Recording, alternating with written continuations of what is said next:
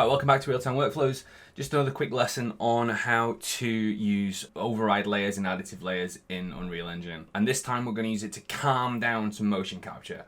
So sometimes motion capture can be a little bit busy for visualization purposes when you just need nice clean storytelling. I'm guilty of it when I'm recording myself, which is what I've done here. So I recorded myself using Move 1, and the resultant animation is just, when you get for a close-up, is just a little bit busy and just needs to be calmed down. Let me show you the sequence so far. Looks like this. So we come in here, we find our character, and he's chained to the bunk.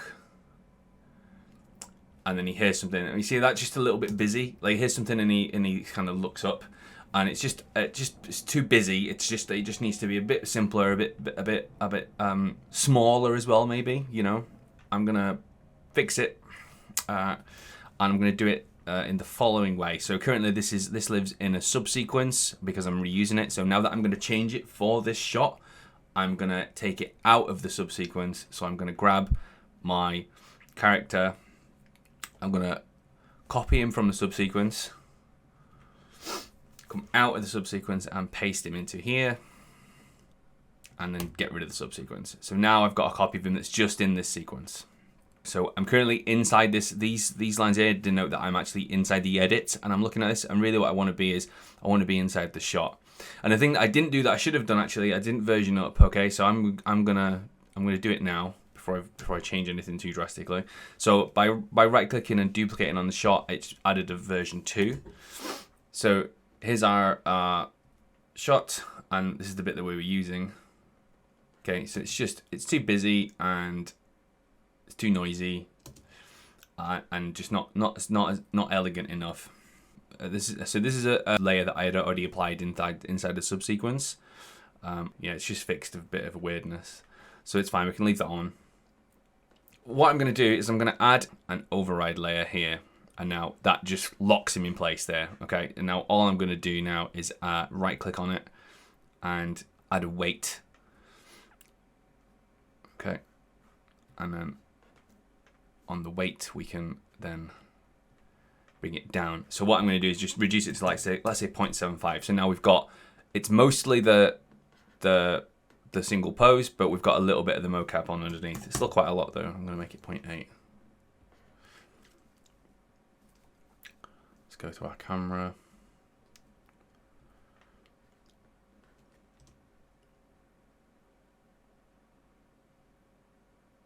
So it's much calmer, right? But what I've done is I've lost some of the performance, but that's fine because I'm going to add that back in. I'm going to create another additive layer. So this, I just want to accentuate this move basically. So I'm going to add another additive layer. And again, I'm only doing this in this one shot. You know, it's this a local change, and I made it by taking it out of the subsequence, which is most of the sequence is using the subsequence to get its action. This one, because I'm changing it, we're just going to come out and make these changes. So on this frame, I think it should be a little bit more looking down. Let's add some this. Okay.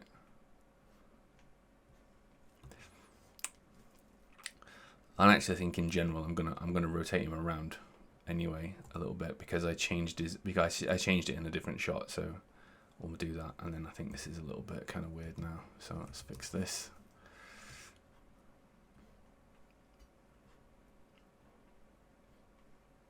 Okay. And then he looks up, right? So he's going to do that, and that's him looking up. So now we're going to just, same keys, same controls, just going to key him again. Looking up. Fix his neck a little bit.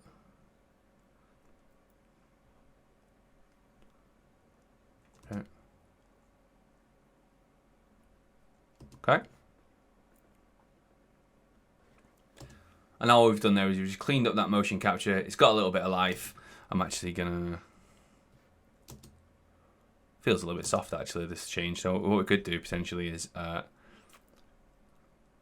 the head lift feels a little bit soft, so we could actually try just tightening it up here by bringing this control further in. Yeah, so that feels a bit better. I also think actually I want him slightly that way.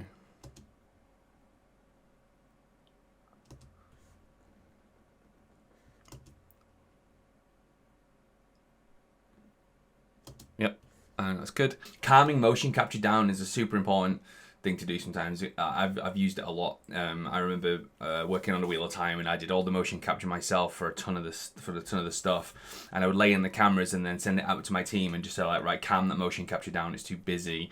But all I did was stick them in and lay the cameras in so that I could create a sequence, and it worked really well. So it's something that I do now. I want to keep the motion capture. I don't want it completely locked off. I want a bit of the life that's inside it, but I also just want to like make it smaller and then selectively bring different parts out. Okay, so now we've got a new version. We can go back to our edit, which is this one, and we're gonna go to the shot. So here's the shot, this one, and now we right click and we change it to version 2. So here's our new version 2. Change it to that, and now let's check out what we've got.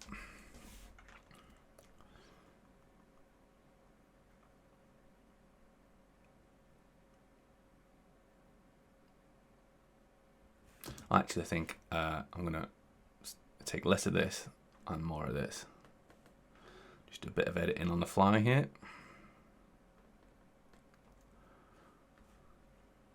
Because I felt like that shot outside is welcome. Cut to that. Yeah, then he looks up. Then we see this POV, and there you go. So that's how to calm motion capture down if you need to, if it's too busy, with an override layer, and then use additive layers on top just to bring back out some of the select motions that you want, nice and quick.